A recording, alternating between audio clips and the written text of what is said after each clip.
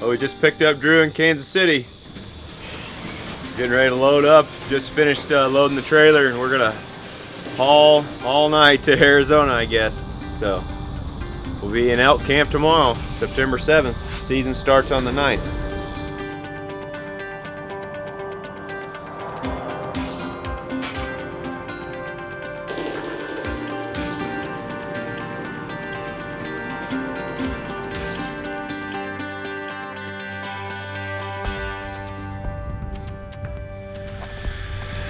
Moving pretty quick.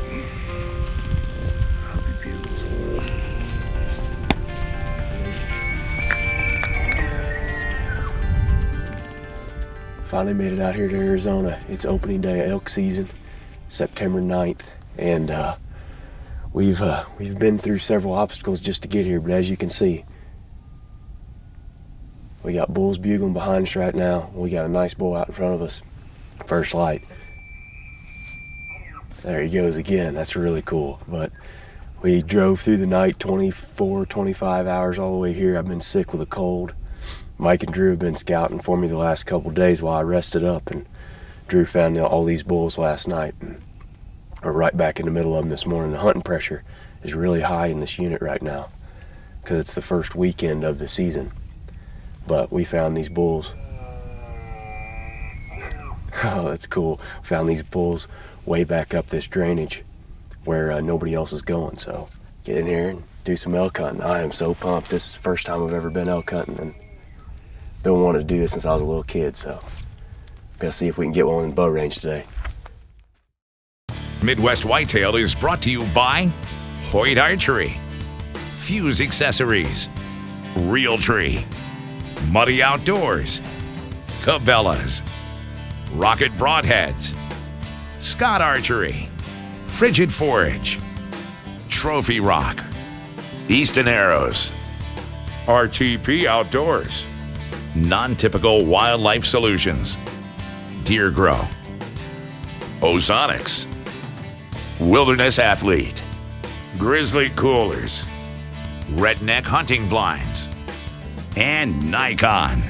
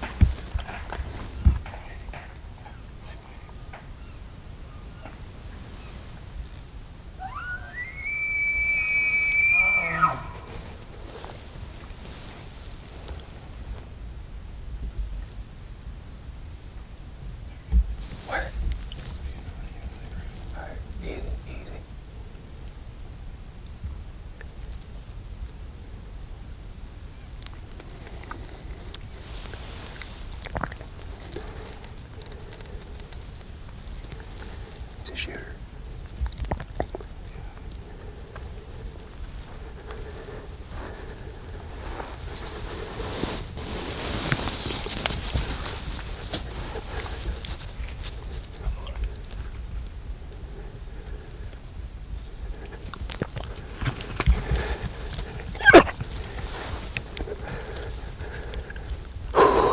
Hang on. Oh my gosh. He was right there at 10 yards, but he was quartering. And he didn't expose his vitals to me. I mean, I could have maybe threaded one through there, but I didn't want to take a chance at that shoulder. I didn't have a good feel for it, so I didn't take the shot. It's first day, but that was a big bull. Oh man, dude, that was awesome. He's still right there, I think.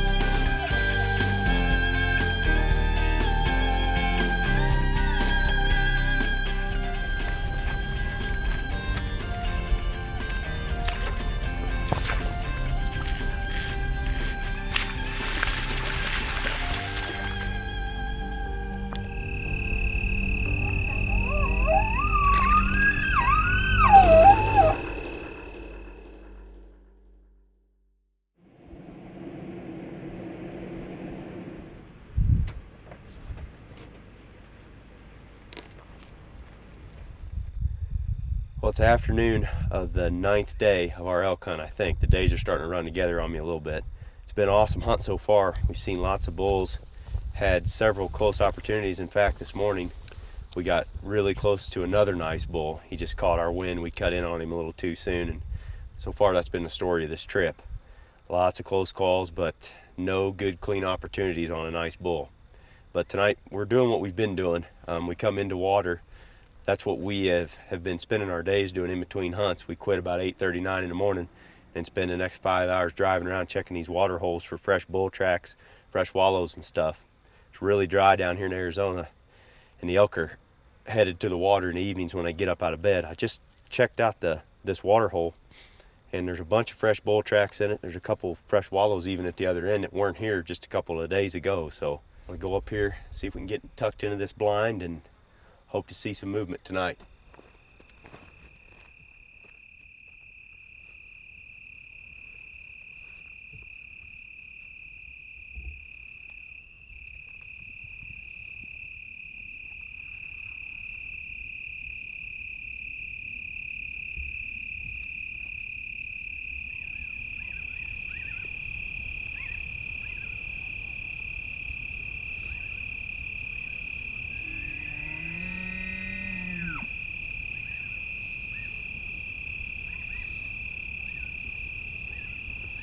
The sun just went down.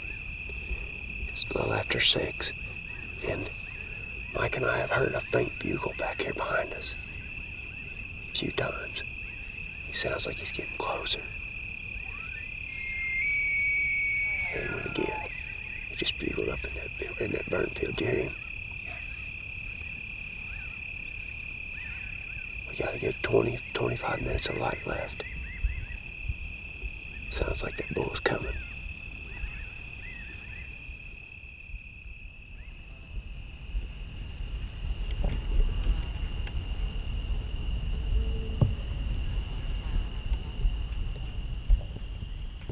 Listen, Mike. They're walking on the rocks right here.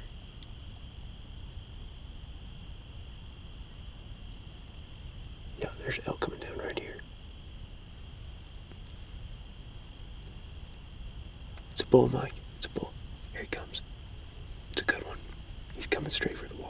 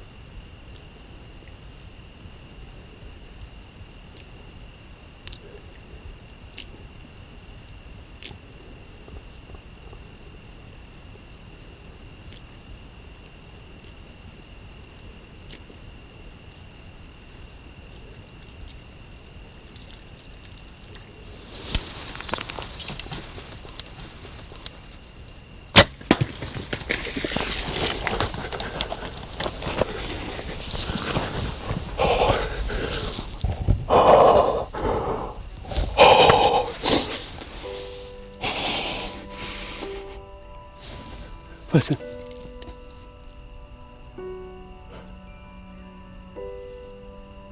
Listen.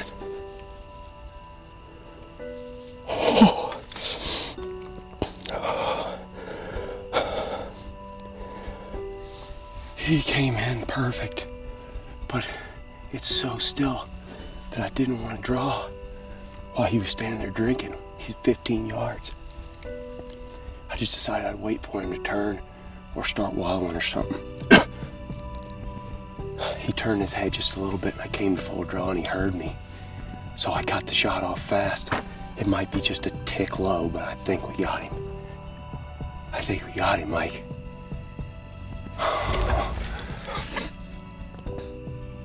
I didn't hear him go down, but I saw him bleeding out the exit hole when he took off. Oh my. Oh man, I'm excited.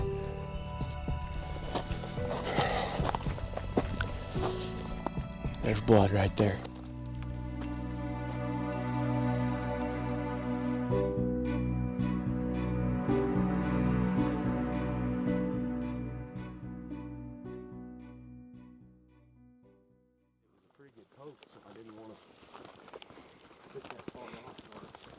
Well, it's about 20 after 9. We ran back to camp, actually had some car trouble, so we went into town, got a bunch of the guys together, and we're gonna go over here and pick up the blood trail and see what we can come up with. What do you think, Aaron? It's looking good so far. Let's see. Yeah. There he is.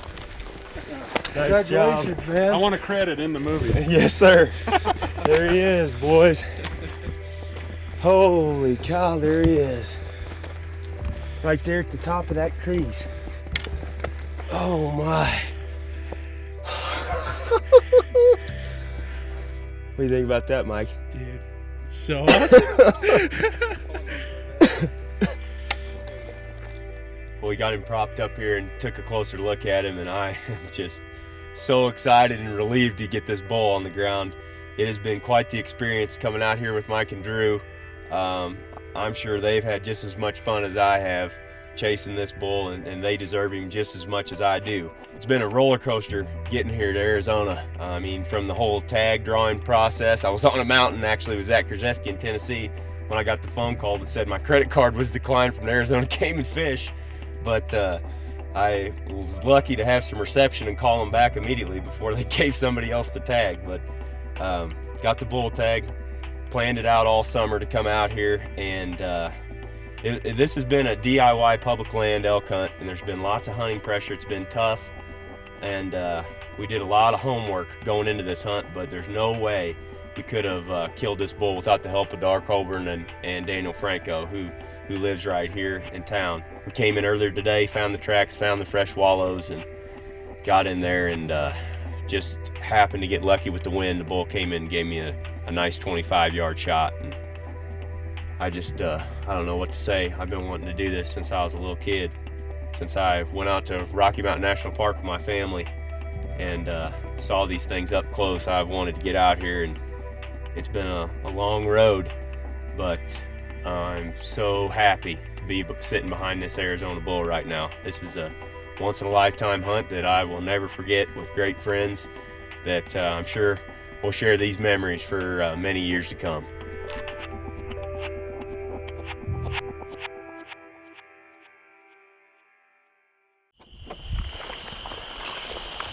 In this next segment, I'm going to check 3 of my trail cameras.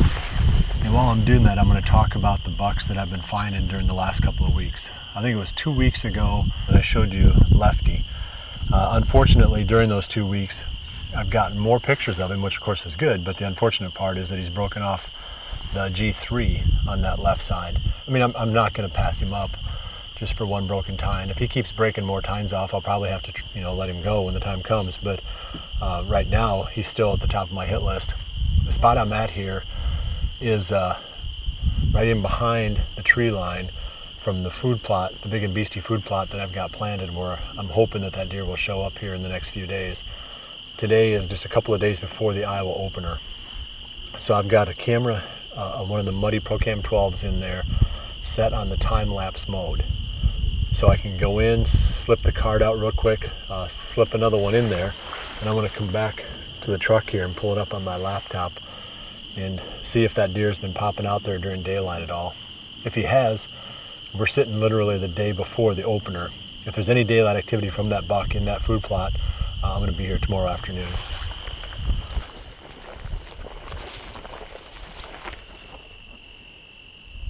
There he is. The one thing that I did see on here was the fact that Lefty came through that open gate 2 or 3 times during the course of these 3 days that the camera's been there. Nothing in daylight. So I'm not sure. I mean, obviously if he came through in daylight, then I would want to come back and hunt it for the opening weekend. But I may anyway take a look at the weather and the wind, and this spot sets up so well that you can get away with hunting it quite a bit. So it's not like I'm afraid of burning it out. The times when he was coming through were about half an hour after legal shooting time, and then about a half an hour before legal shooting time in the morning. A little bit of a letdown. I was hoping to see some daylight activity on this camera. I got a couple more that I'm going to check, and I'll talk to you real quick at the next one about another buck that we've started picking up over the last couple of weeks. I'm at my second camera site now. This is a spot. The next two that I check are going to be focused on trying to find the range of this buck that I've nicknamed Skinny now. This is the deer that was on the previous show, that big wide buck with the long brow tine. He showed up again about 10 days ago, and it was in roughly the same area where we filmed him during the summer. The problem is he's getting there like 1:30 at night, and all I'm getting are a couple of pictures of him over a 3-day period right during the very middle of the night. So I don't think I'm anywhere near the middle of that deer's core. He's got to be living someplace else and just bouncing over there. So I'm spreading the cameras around a little bit now, hoping that I can peg where this deer is coming from. This one I've got still on corn. We're a long ways away from pegging this deer. If I start getting pictures, then I'll change my strategy and how I go about scouting him. But with the corn out, I feel like I can get the most pictures the quickest and then keep the cameras moving.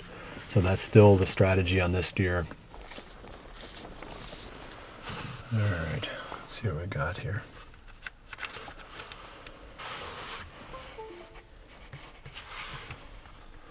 Yeah, it was right off the bat. That's that little 6x6 that was on there last time. Looking at him. I don't see how he's more than 3 years old. Looking at that body, how long his legs are compared to his body size. When they start looking short-legged, that's when they're getting older. Their legs aren't getting shorter, it's just that their bodies are filling in, which gives the impression that their legs are shorter. He's definitely just a 3-year-old. I don't think we're going to pick up Skinny again until we go that way, up the valley.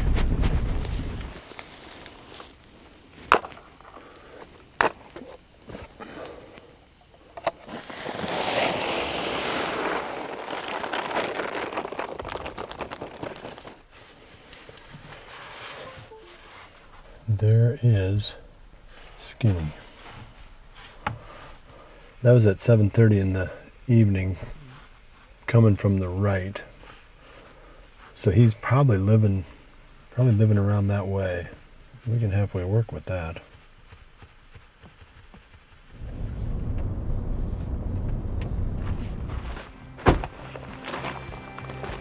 Well, I accomplished my mission there with these 3 cameras. I was hoping on those last 2 to pinpoint Skinny just a little bit better.